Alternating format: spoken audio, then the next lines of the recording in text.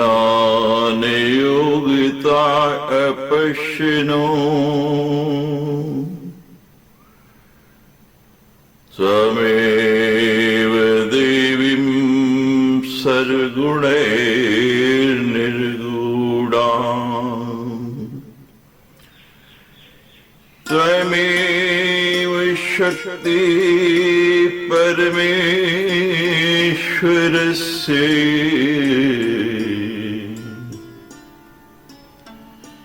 मां पाहि सर्वेश्वरे मोक्षदात्री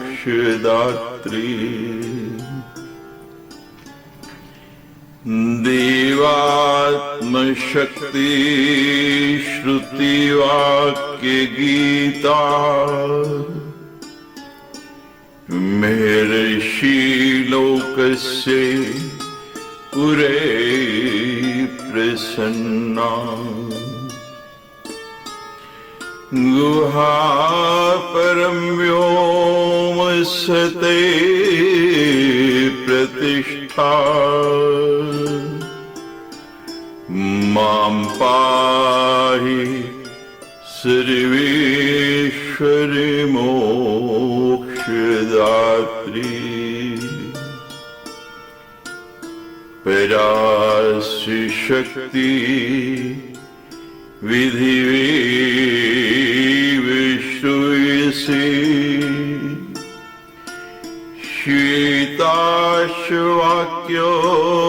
श्वेताश्ववाक्योदितदेवी दुर्गे स्वभावकी ज्ञान बल क्रियाते मां पाहि सर्वेश्वरी मोक्षदात्री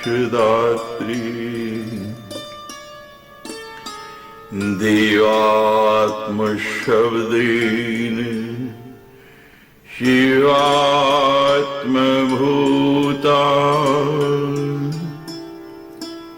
यत् कुर्म वायव्ये वचो वृत्त्यात्वम्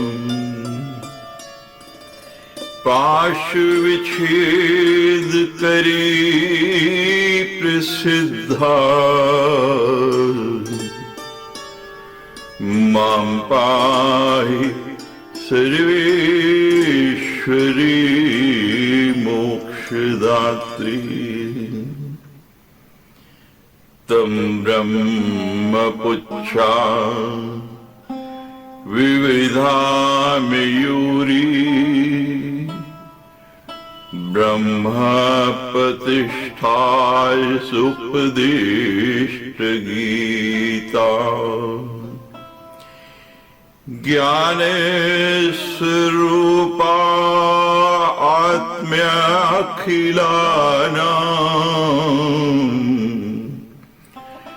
मां पाहि सर्वेश्वरि मोक्षदात्री मां पाहि सर्वेश्वरि मोक्षदात्री। राजोवाच भगवन् ब्रूहि मे सम्यक् तस्य आराधने विधिम् पूजा विधिं च मंत्राश्च तथा होम विधिं वद। राजा बोले, हे भगवान, अब मुझे उन देवी की आराधना विधि भली भांति बताइए, साथ ही पूजा विधि, हवन की विधि और मंत्र भी बताइए। ऋषि कहने लगे, शिनुराजन प्रवक्ष्यामि तस्या पूजा विधिं शुभम् कामदं मोक्षदं नृणाम् ज्ञानदं दुःखनाशनम्।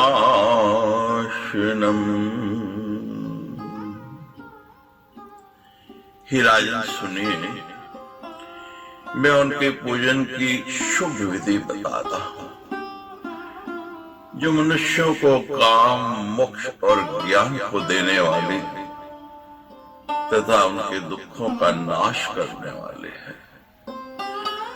आदौ स्नान विधिं कृत्वा शुचि शुक्लांबरो नरे आचम्ये प्रेता कृत्वा शुभमायतनं निजम्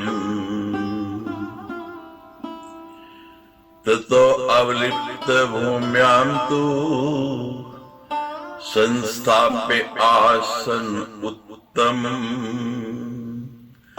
तत्रोपविश्य विधिवत् त्रिराचम्ये मुदान्विते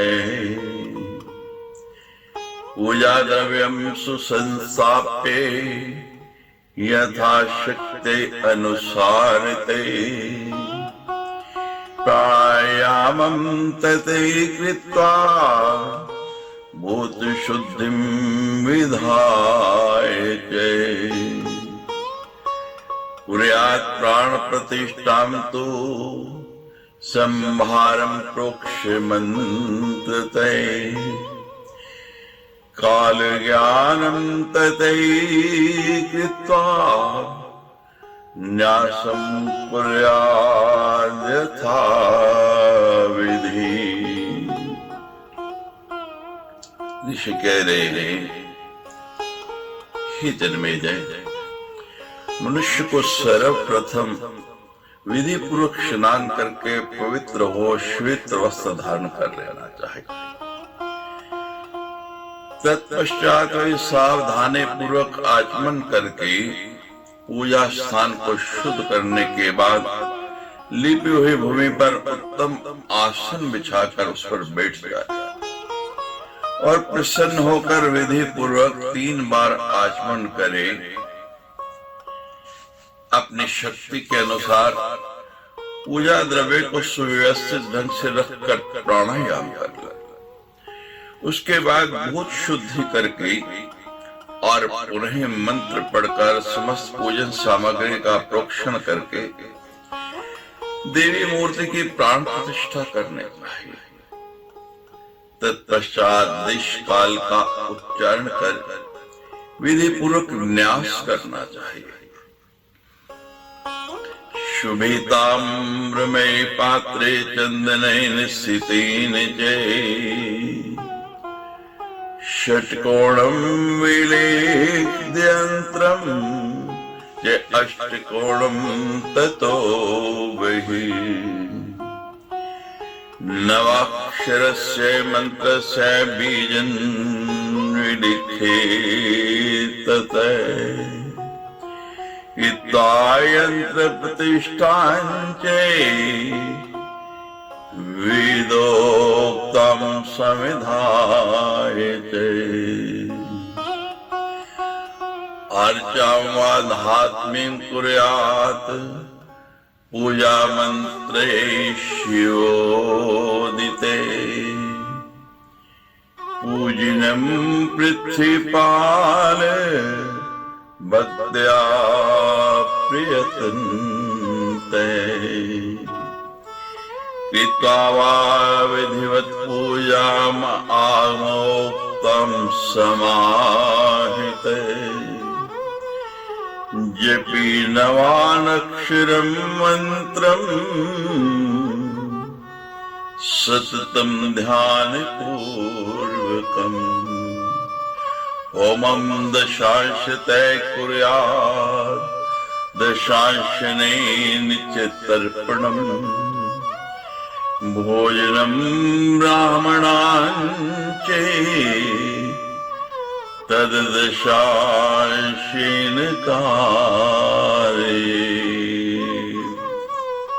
हे राजा, इसके बाद सुंदर ताम्रपत्र पर श्वेत चंदन से षटकोण यंत्र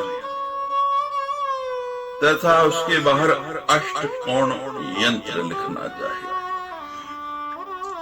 तदनंतर नवाक्षर मंत्र के 8 बीज अक्षर 8 कोणों में लिखने चाहिए और 9वां अक्षर यंत्र की कर्णिका यानी कि बीच में लिखना चाहिए। तदनंतर वेद में बताई गई विधि से यंत्र की प्रतिष्ठा करके, अच्छा हे राजन, भगवती की धातुमयी प्रतिमा बनाकर शिव तंत्रोक्त पूजा मंत्रों से प्रयत्न पूर्वक पूजन करना चाहिए अथवा सावधान होकर आगम शास्त्र में बताई गई विधि से विधान पूर्वक पूजन करके ध्यान पूर्वक नवाक्षर का सतत जप करना चाहिए।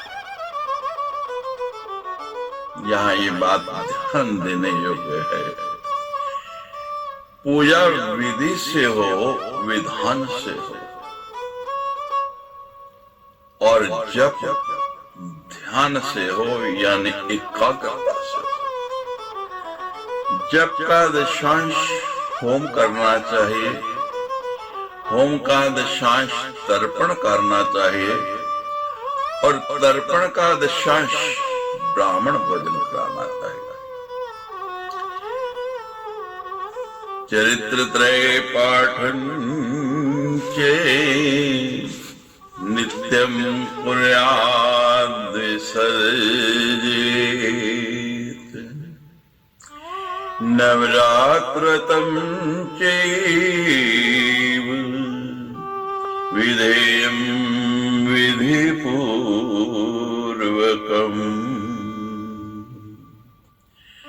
अश्विने च तथा चैत्रे शुक्ले पक्षी नराधिप नवरात्रो उपवासो वे कर्तव्ये शुभमिच्छिता।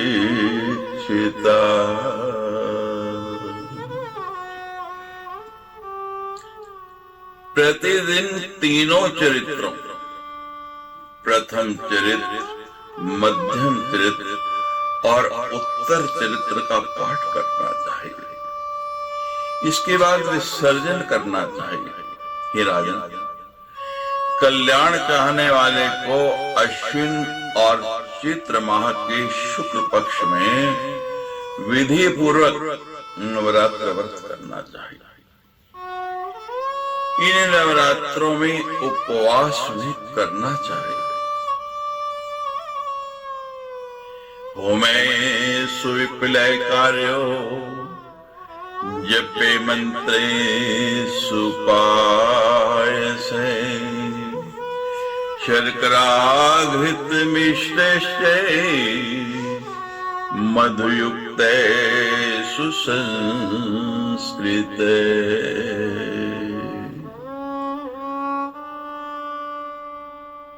हे राजा,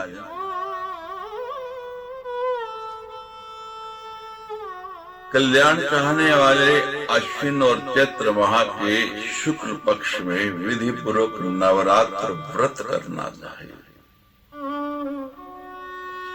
इन नवरात्रों में ही उपवास भी करना चाहिए।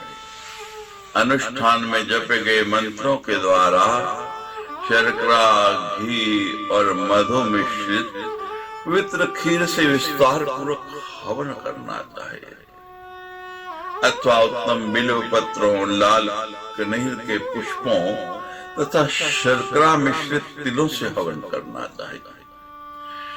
अष्टम्याञ्च चतुर्दश्यां नवम्याञ्च विशेषतः कर्तव्यं पूजनं दिव्या ब्राह्मणानां च भोजनम् निर्धनो धनपति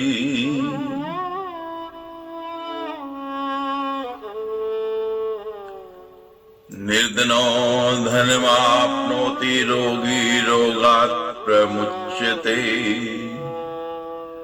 अपुत्रो लभते पुत्रान् शुभान् च शुभत् स्थिने राज्य भ्रष्टो निपो राज्यम प्राप्नोति सर्वभौमिकम् शत्रुभिः पीडितं हन्तिम् रिपुमाया प्रसादते।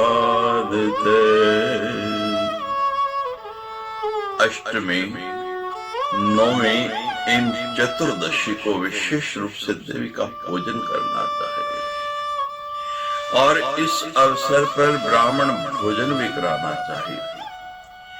ऐसा करने से निर्धन को धन की प्राप्ति होती है, रोगी रोग मुक्त हो जाता है, पुत्रहीन व्यक्ति सुंदर और आज्ञाकारी पुत्रों को प्राप्त होता है और राज्यच्युत राजा जिसका राज्य चला गया है उसको सार्वभौम राज्य सुरत की तरह प्राप्त हो जाता है। देवी महामाया की कृपा से शत्रुओं से पीड़ित जो मनुष्य है अपने शत्रुओं का नाश कर देता है। विद्यार्थी पूजनम यस्तु करोति नियतीन्द्रिये अन्वद्याम शुभम विद्याम विन्दते नात्र सैष्ये। जो विद्यार्थी इंद्रियों को वश में करके इस पूजन को करता है वह शीघ्र ही पुण्यमयी उत्तम विद्या प्राप्त कर लेता है, इसमें संदेह नहीं है। ब्राह्मण क्षत्रियो वैश्य शूद्रो वा भक्ति संयुते पूजी जगतां धात्रीं से सर्व सुख भाग भवे। नवरात्र व्रतम कुर्यान् नर नारी गणश्चये वांछित फलमाप्नोति सर्वदा भक्ति तत्परे। ब्राह्मण क्षत्रिय वैश्य अथवा शूद्र जो भी भक्ति परायण होकर जगजननी जगदम्बा की पूजा करता है वे सब प्रकार के सुख का भागी हो जाता है। जो स्त्री अथवा पुरुष भक्ति तत्पर होकर नवरात्र व्रत करता है वे सदा मनोवांछित फल प्राप्त करता है। अश्विन शुक्ल पक्षे तु नवरात्र व्रतम शुभम करोति भाव संयुक्ते सर्वान् कामान् वाप्नुयात्। जो मनुष्य अश्विन शुक्ल पक्ष में अश्विन की शारदीय नवरात्रि में इस उत्तम नवरात्र व्रत को श्रद्धा भाव से करता है उसकी सभी कामनाएं पूर्ण हो जाती हैं। विधि पूर्वक मंडल का निर्माण करके पूजा स्थान का निर्माण करना चाहिए और वहां पर विधि विधान से वैदिक मंत्रों के द्वारा कलश की स्थापना करनी चाहिए। अत्यंत सुंदर यंत्र का निर्माण करके उसे कलश के ऊपर स्थापित कर देना चाहिए। तत्पश्चात कलश के चारों ओर परिष्कृत तथा उत्तम जौ का वपन करके जौ बीज करके पूजा स्थान के ऊपर पुष्पमाला से अलंकृत चांदनी लगाकर देवी का मंडप बनाना चाहिए तथा उसे सदा ही धूप और दीप से संपन्न रखना चाहिए। त्रिकालम तत्र कर्तव्या पूजा शक्ति अनुसार तय वित्त साक्ष्यम न कर्तव्यम चंडिकायाश्च पूजने। धूप दीपैर सुरर्वैद्य फल पुष्पैर्निकृशे गीत वाद्य स्तोत्र पाठैर् वेद परायणे तथा उत्सवे तत्र कर्तव्यो नानावादित संयुते कन्यकानां पूजनं चे विधेयं विधिपूर्वकम्।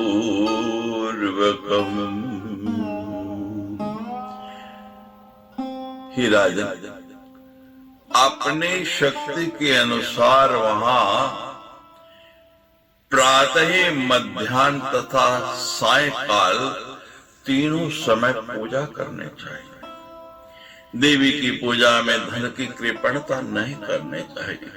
धूप, दीप, उत्तम नैवेद्य, अनेक प्रकार के फल, पुष्प, गीत, वाद्य, स्तोत्र पाठ तथा वेद पारायण, इनके द्वारा भगवती की पूजा होनी चाहिए। नाना विध वाद्य बजाकर उत्सव मनाना चाहिए।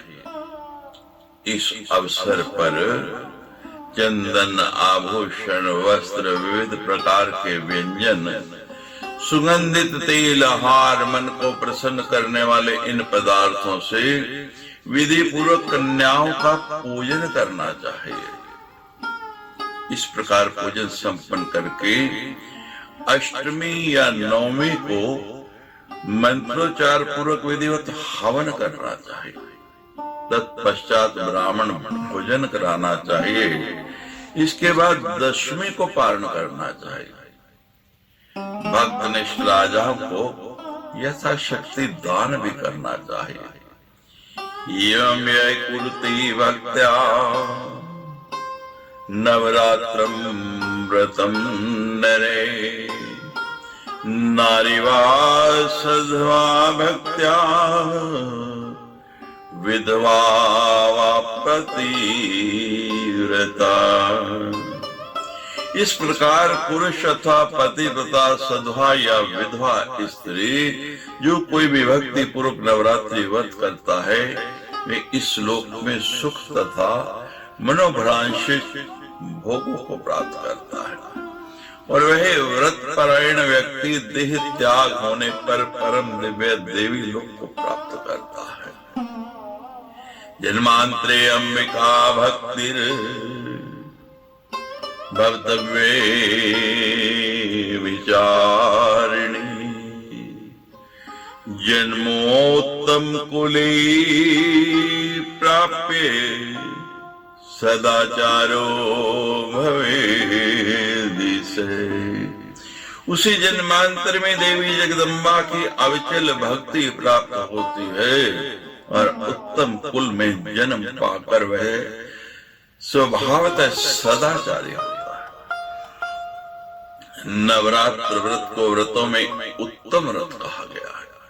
नवरात्र व्रतम प्रोक्तम व्रतनाम उत्तमम व्रतम आराधनम शिवायस्तु सर्वसौख्यकरम परम। भगवती शिवा का आराधन सब प्रकार की उत्तम सुखों को देने वाला है। अनेन विधिना राजन समाराधाय चंडिकां जित्वा रूपं स्खलितं राज्यं प्राप्स्यस्य नोत्तमम् सुखं च परमं भूपदे अस्मिन् स्वगृहे पुनः पुत्रदारान् समासाद्ये लप्स्यसे नात्र संशयः। हे राजा, इस विधि से भगवती चंडिका की आराधना कीजिए। इस शत्रु को जीतकर आप अपना उत्तम राज्य पुनः प्राप्त कर लेंगे। और हे भूप, अपनी स्त्री, पुत्र आदि स्वजनों को प्राप्त करके आप अपने भव में परम उत्तम सुख का इसी शरीर से उपभोग करेंगे, इसमें संदेह नहीं है। वेश्योत्तम त्वमेवाद्य समराधिकामदाम् देवीं विश्वेश्वरीं मायां सृष्टि संहारकारिणीं स्वजनानां च मान्येतुं भविष्यसि गृहीगते सुखं संसारिकं प्राप्य यथा अभिलाषितं पुनः। हे वैश्य श्रेष्ठ, आप भी आज से समस्त कामनाओं को देने वाले सृष्टि और संहार के कारणभूता विश्वेश्वरी देवी महामाया की आराधना कीजिए। इससे आप अपने घर जाने पर अपने लोगों में मान्य हो जाएंगे और मनो अभिलाषित संसारिक सुख प्राप्त करके अंत में शुभ देवी लोक में वास करेंगे, इसमें संदेह नहीं है। देवी लोके शुभे वासो भविता तीन संशये नारीदाता भगवती स्ते नरक भागिने।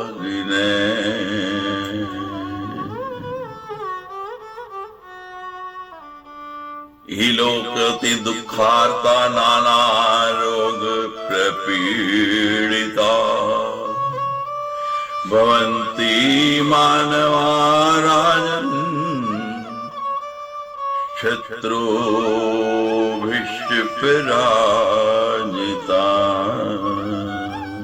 हे राजा, जो मनुष्य भगवती की आराधना नहीं करते वे नरक के भागी होते हैं। वे इस लोक में अत्यंत दुखी, विविध व्याधियों से पीड़ित, शत्रुओं द्वारा पराजित, स्त्री पुत्र से हीन, तृष्णाग्रस्त और बुद्धि भ्रष्ट होते हैं। निष्कलत्रा हरे पुत्रा तृष्णार्ता स्तब्ध बुद्धे बिल्वी दलय करवीर शतपत्रे चंपके हरिता जगतां धात्री ये स्ते अतीव विलासिने भवन्ति कृत पुण्यस्ते शक्ति भक्ति परायणा। बिल्व पत्रों से तथा करवीर, कनेल, कमल और चंपा के फूलों से जग जननी की जो आराधना करते हैं, शक्ति स्वरूपा भगवती भक्ति की, उन भगवती की भक्ति में रत हुए पुण्यशाली लोग विविध प्रकार के सुख भोगते हैं। धन विभव सुखाण्या मानवा मानवन्ते सकल गुण गणाना भाजनम भारतीशा। निगम पठित मंत्र पूजिता ये भवानी निप्ति तिलक मुख्यास्ते भवन्ति लोकी। जो लोग वेदोक्त मंत्रों से भवानी का पूजन करते हैं, वे मानव इस संसार में सब प्रकार के धन, वैभव तथा सुख से परिपूर्ण समस्त गुणों के आगार माननीय विद्वान और राजाओं के शिरोमणि होते हैं। इति श्रीमद्देवी भागवते महापुराणे अष्टादश सहस्रम संहितायां पंचम स्कंधे भगवत्या पूजाराधन विधि वर्णनम नाम चतुस्त्रिंशो अध्याय। सच्चे दरबार की जय।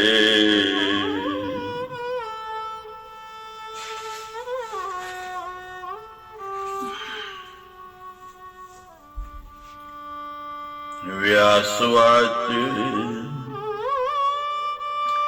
इति तस्यैव रचय श्रुत्वा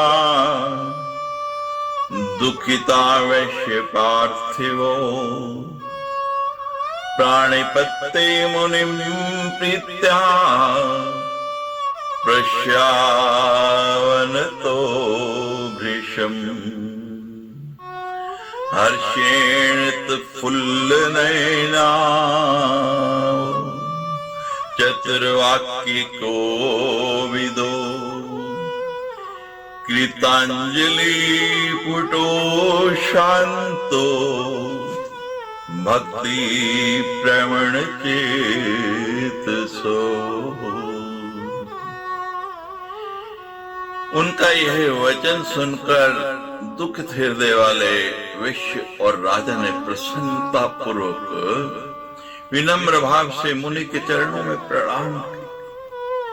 भक्ति परायण चित्त वाले, शांत स्वभाव वाले तथा हर्ष के कारण खिले हुए नेत्रों वाले वे दोनों वाक्य विशारद राजा और वैश्य हाथ जोड़कर कहने लगे, भगवान पावितावद्ये शांतो दीनो शुचान्वितो तव सुक्त सरस्वत्या गंगेव भगीरथ। हे भगवान, हम दोनों दुखी जनों को आपकी सुक्ति रूपणी वाणी ने उसी प्रकार शांत तथा पवित्र कर दिया है जिसे गंगा ने राजा भगीरथ को कर दिया था। साधय संभवन्ति पुरोक्ताइति तत्परा अकृत्रिम गुणारामा सुखदा सर्वदेहिना।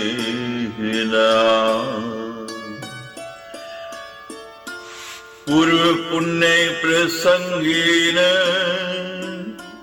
प्राप्तोऽयमाश्रमे शुभे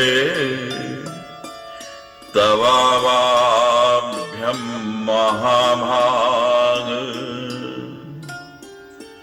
महादुख विनाशके। भवन्ति मानवा भूमो बहवे स्वार्थ तत्परा परार्थ साधने दक्षा केचित् क्वापि भवादृशा। दुख तो हम मुने श्रेष्ठ वैश्यं चेति दुःखिते उभो संसार संतप्तो तव आश्रमं पदे मुदा। दर्शनादेव हे विद्वन् गतं दुःख महावयो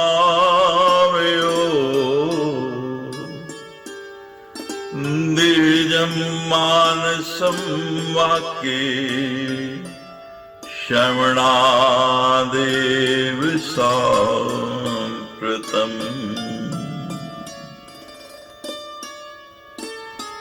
व्यास जी कहते हैं कि वो दोनों ही सुरत और समाधि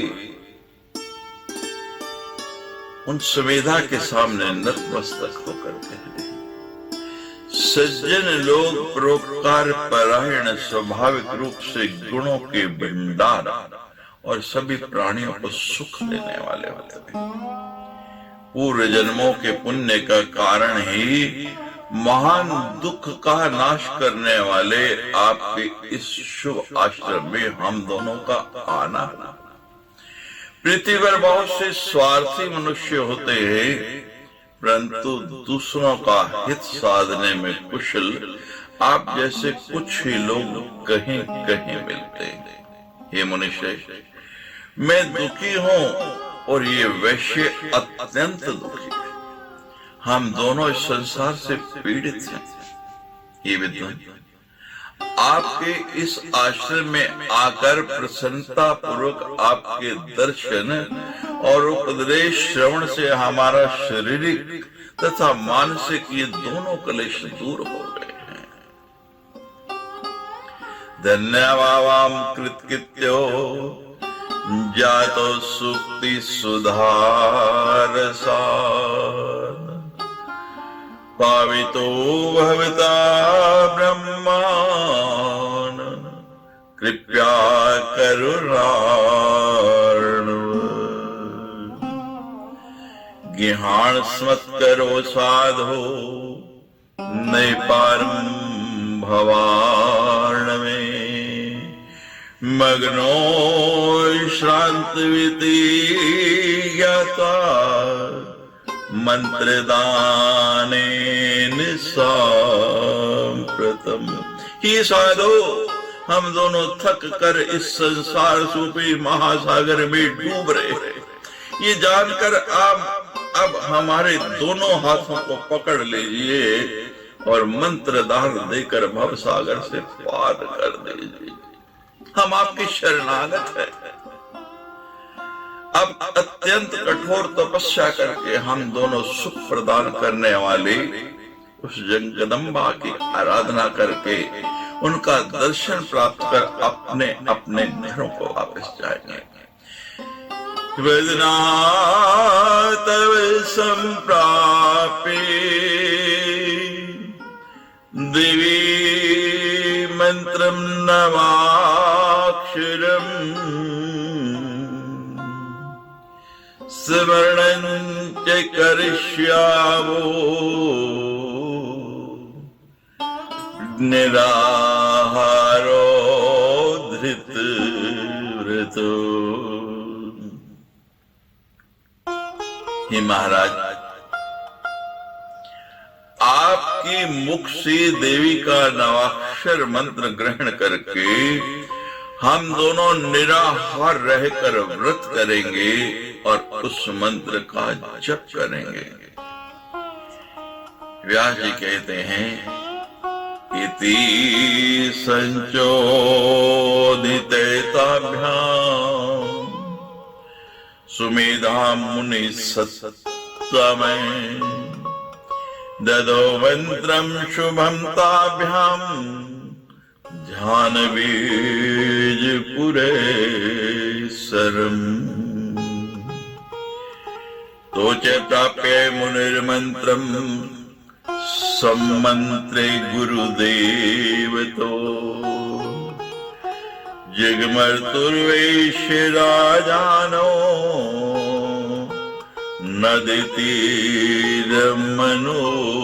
नदीतीरमनोत्तवम् एकान्ते विजने स्थाने कृत्वासन परिगृहिम् उपविष्टो स्थिर प्रज्ञो तावतीव कृशोदरो। व्यास जी कहते हैं, इस प्रकार उन दोनों के आग्रह करने पर मुनि श्रेष्ठ सुमेधा ने उन्हें ध्यान बीज सहित देवी का मंगलकारी नवाक्षर मंत्र प्रदान किया। वे दोनों वैश्य और राजा मुनि से मंत्र और उसके ऋषि छंद देवताओं का ज्ञान प्राप्त करके तथा उनसे आज्ञा लेकर के नदी के अति उत्तम तट पर चले गए। अत्यंत निष्काय वे दोनों एकांत में एक निर्जन स्थान पर आसन लगाकर स्थिर चित्त होकर के बैठ गए। मंत्र जापे रतो शांतो चरित्र त्रय पाठ को निन्यतुर्मासमेकं तो तत्र ध्यान परायणो तिर्मासव्रतेनैव जाता प्रीतिर अनुत्तमा उदाम्बुजी भवान्यस्तु स्थिरा बुद्धि तथा उन दोनों ने शांत चित्त तथा ध्यान परायण होकर मंत्र जप और भगवती के तीनों चरित्रों का पाठ करते हुए 1 मास व्यतीत कर दिया।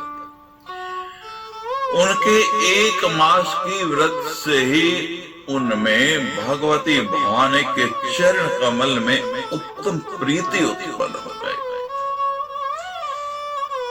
इतनी प्रीति हो गई कि उनकी बुद्धि जो है भगवती में स्थिर हो गई।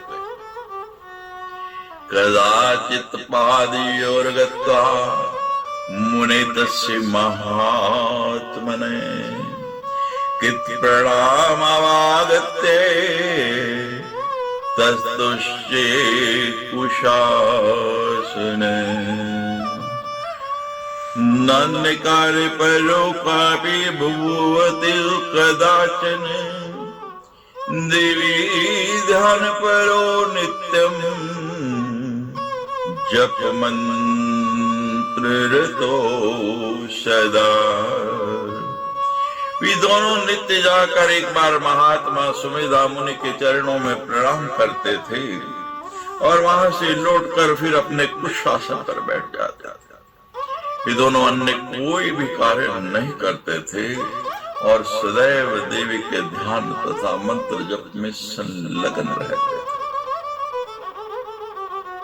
एवं जाति तदा पुणे तत्र संवत्सरे नृप भुवतु फलाहारं त्यक्त्वा पर्णाशिनो नृप। वर्षमेकं तपस्तत्र चक्रतुरस्य पार्थिवो शुष्क पर्णाशिनो दान्तो जप ध्यान परायणो। ये राजा इस प्रकार 1 वर्ष तक वो उसी तरह जप करते रहे और 1 वर्ष पूर्ण होने पर वे फलाहार का त्याग करके केवल पत्तों का आहार करने लगे। उन दोनों वैश्य और राजा ने 1 वर्ष तक सूखे पत्ते खाकर इंद्रियों को वश में करके जप और ध्यान में रहते हुए तप किया। पूर्णे वर्षद्वये जाति कदाचित् दर्शनञ्च तो प्राप्तु स्वप्न मध्ये तो भगवत्या मनोहरम् रिक्तां मरधरां देवी चारुभूषण भूषितां कदाचिन्नृपति स्वप्ने अप्यपश्ये जगदम्बिका। इस वर्ष इसी तरह तप करते हुए 2 वर्ष व्यतीत हो जाने पर उन दोनों को किसी समय स्वप्न में भगवती का मनोहारी दर्शन प्राप्त हुआ। राजा ने स्वप्न में देवी जगदम्बिका को लाल वस्त्र धारण किए हुए तथा सुंदर आभूषणों से अलंकृत देखा। वीक्षे स्वप्ने चेतो देवी प्रीतियुक्तो बभूवतु जलाहारितो सितो संवत्सरे तुतो। एवं वर्षत्रयं कृत्वा ततस्तो वैश्य पार्थिवो चक्रतुस्तो तदा चिन्तां चित्ते दर्शन लालसो। स्वप्न में देवी का दर्शन प्राप्त कर दोनों प्रेम भाव से परिपूर्ण हो गए। अब वे दोनों तीसरे वर्ष में मात्र जल के आहार पर रहने लगे, जल के सिवा कुछ नहीं लेते। इस प्रकार 3 वर्ष तक तपस्या करने के पश्चात वे दोनों राजा और वैश्य मन में उस देवी का साक्षात दर्शन करने की लालसा से चिंतित हो उठे कि हे भगवती, स्वप्न में जो हमने देखा है आज हम साक्षात देखना चाहते हैं। प्रत्यक्षं दर्शनं दिव्यान प्राप्तं शांतिदं नृणाम् दिहि त्यागं करिष्यावो दुःखितो वृषम आतुरो। अत्यंत दुखी तथा व्याकुल होकर उन दोनों ने निश्चय किया कि मनुष्य को शांति प्रदान करने वाली देवी का प्रत्यक्ष दर्शन नहीं प्राप्त हुआ, इसलिए अब हम शरीर का त्याग कर देंगे। ऐसा मन में विचार करके राजा ने एक हाथ प्रमाण का त्रिभुजाकार सुंदर तथा सुस्थिर अग्नि कुंड बनाया। उसमें अग्नि की स्थापना करके राजा अपना मांस काट काट कर बार बार हवन करने लगे। साथ ही अत्यंत भक्तिमान वह वैश्य भी प्रदीप्त अग्नि में अपना मांस डालने लगा। तत्पश्चात वे दोनों जब अपने रुधिर से उन देवी को बलि देने के लिए उद्यत हुए, तदा भगवती दत्ता प्रत्यक्षं दर्शनं तयो प्राह प्रीतिभिरुद्भ्रान्तो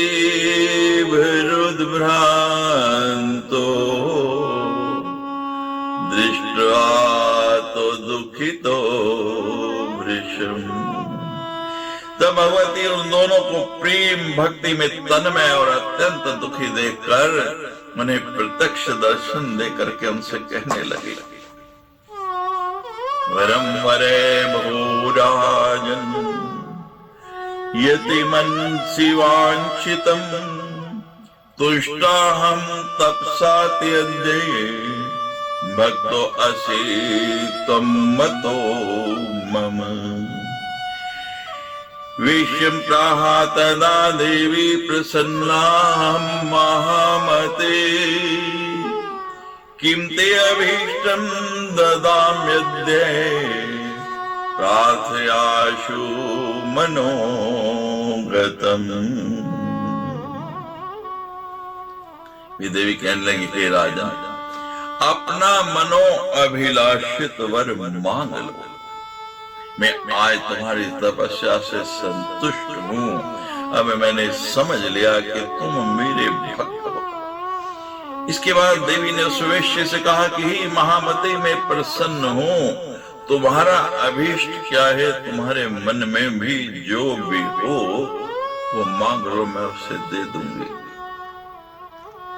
व्यास जी कहते हैं, तच्छ्रुत्वा वचनं राजा तामुवाच मुदान्वितः देहि मे अद्य निजं राज्यं हतशत्रु बलं मिला।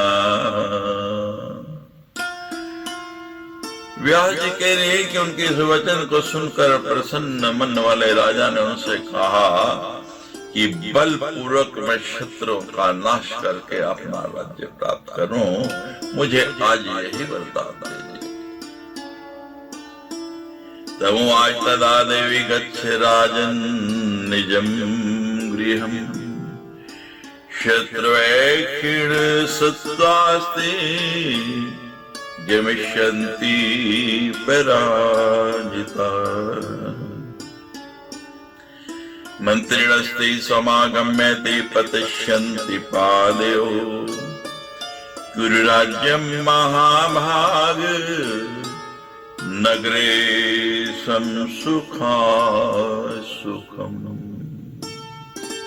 तब देवी ने उससे कहा, हे राजन, अपने घर को जाओ, तुम्हारे शत्रु शीघ्र ही क्षीण बल वाले होकर के पराजित हो जाएंगे। हे महाभाग, तुम्हारे मंत्रीगण आकर तुम्हारे पैरों में गिरेंगे। अब आप अपने नगर में सुखपूर्वक राज्य कर।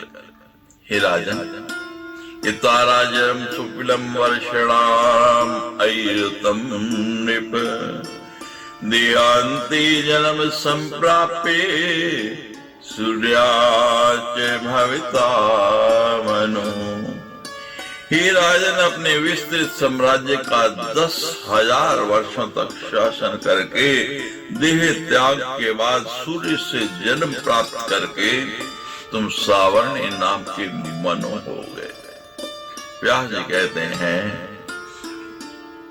वेश्यस्ताम उच्चवाचेदं कृतांजलि पुटै शुचि निमिग्रहेण कार्यं न पुत्रेण धनेन वा सर्वं बन्धकरं माते स्वप्नवन्नश्वरं सुटं ज्ञानं मे देहि विशदं मोक्षदं बन्धनाशनम् असारे अस्मिश्र संसारे मूढ़ा मज्जन्ति पामरा पंडिता संतरन्ति तस्मान्नैच्छति संस्कृतम्। व्यास जी कह रहे हैं कि वह शुद्ध हृदय वाला वैश्य हाथ जोड़कर मां भगवती के सामने खड़ा हो गया और भगवती से कहने लगा, हे मां, हे पराम्बा, हे आदिशक्ति, अब ना मुझे घर की आवश्यकता है, न धन की और न पुत्र की। हे माता, ये सभी बंधन में डालने वाले हैं और स्वप्न की भांति नश्वर हैं। अतः आप मुझे बंधन को नाश करने वाला और मोक्ष को देने वाला दिव्य ज्ञान प्रदान करें। इस असार संसार में ही पराम्बा अज्ञानी डूब जाते हैं और ज्ञानी पार कर जाते हैं, इसलिए वे संसार की इच्छा नहीं करते हैं। व्यास जी कहते हैं, तदा करणे महामाया वैश्यम प्रापुरे स्थिताम् वेश्यवर्यं तव ज्ञानम् भविष्यति निसंशय।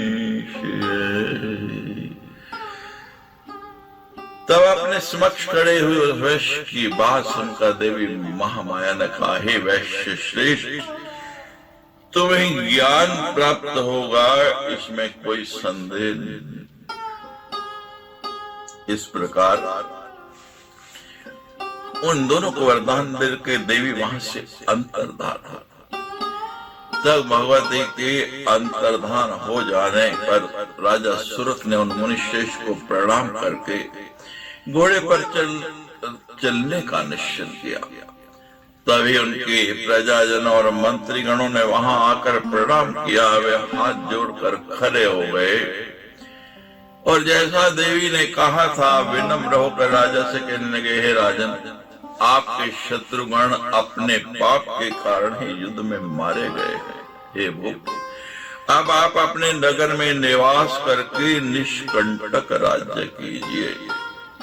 उनकी बात सुनकर राजा मुनिश्रेष्ठ को प्रणाम करके उनसे आज्ञा लेकर मंत्रियों के साथ चल दिए। वे अपने राज्य, स्त्री और बंधु बांधवों को पाकर समुद्र पर्यंत संपूर्ण पृथ्वी का राज्य भोगने लगे। भोजे पृथ्वीं सर्वां ततः सागरं मेखलाम् वैश्योऽपि ज्ञान साध्ये मुक्त संगे समन्ततः कालातिवाहनम तत्र मुक्त बंधस्य कार है तीर्थेषु विचरन् गायन् भगवत्या गुणानत। वैश्य भी ज्ञान प्राप्त करके सर्वथा आसक्ति रहित और बंधन से मुक्त होकर तीर्थों में भ्रमण करता हुआ तथा भगवती के गुणों का गान करता हुआ समय व्यतीत करने लगा। एतते कत्तं दिव्याश्चर्यं परम अद्भुतम् आराधन फल प्राप्तिय यथावद् भूपवे दैत्यनामहन्नं प्रोक्ता प्रादुर्भावस्तथा शुभे एवं प्रभावसा देवी भक्तानां भयप्रदा। इस प्रकार देवी की परम अद्भुत लीला तथा राजा और वैश्य द्वारा की गई उनकी आराधना और उसकी फल प्राप्ति को मैंने यथार्थ रूप से आपसे कहा।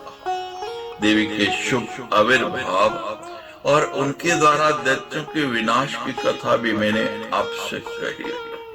भक्तों को अभय प्रदान करने वाली वे भगवती इसे प्रभाव वाले हैं। शृणोति नरो नित्यं एतदाख्यानम् उत्तमम् संप्राप्तो नरः सत्यं संसार सुखम अद्भुतम ज्ञानदं मोक्षदं च एव कीर्तिदं सुखदं तथा पावनं श्रवणानूनम् एतद् आख्यानम् अद्भुतम् अखिलार्थप्रदं निरामयं सर्वधर्म समावृतं धर्मार्थ काम मोक्षाणां कारणं परमं मतम्। जो मनुष्य इस उत्तम आख्यान को नित्य सुनता है इस संसार में अद्भुत सुख प्राप्त करता है, यह सत्य है। इस पवित्र और अद्भुत आख्यान का श्रवण करने से यह ज्ञान मोक्ष कीर्ति और सुख प्रदान करता है। यह मनुष्यों की सभी कामनाओं की पूर्ति करने वाला तथा समस्त धर्मों का सार और धर्म अर्थ काम और मोक्ष की प्राप्ति का परम कारण बताया गया है। सूजी कहते हैं जन्मेजय राज्ञा स्वपुष्ट सत्यवती सुते उवाच संहितां दिव्यां व्यासे सर्वात् तत्त्वित् चरितं चंडिकायास्तु शुम्भदैत्ये वधाश्रितम् कथयामास भगवान कृष्ण कारण की मणि इति वे कथिते सारे पुराणानां मुनीश्वरा। सुजी बोले राजा जन्मेजय के पूछने पर सभी अर्थ तत्वों को जानने वाले सत्यवती पुत्र व्यास जी ने उनसे यह दिव्य देवी भागवत संहिता कही। परम दयालु भगवान कृष्ण दया पायन मुनि वेद व्यास जी ने शुभ दैत्य के वध की कथा पर आधारित देवी चंडिका के चरित्र का वर्णन किया था। हे मनुष्यों, समस्त पुराणों का सार स्वरूप यह इतिहास मैंने आप लोगों से कह दिया। इति श्रीमद्देवी भागवते महापुराणे अष्टादश सहस्रम संहितायां पंचम स्कंदे सुरथराज समाधि वैश्यर देवी भक्तिष्ट प्राप्ति वर्णन नाम पंचत्रिंशो अध्याय पंचम स्कंधे समाप्त। सच्ची दरबार की जय।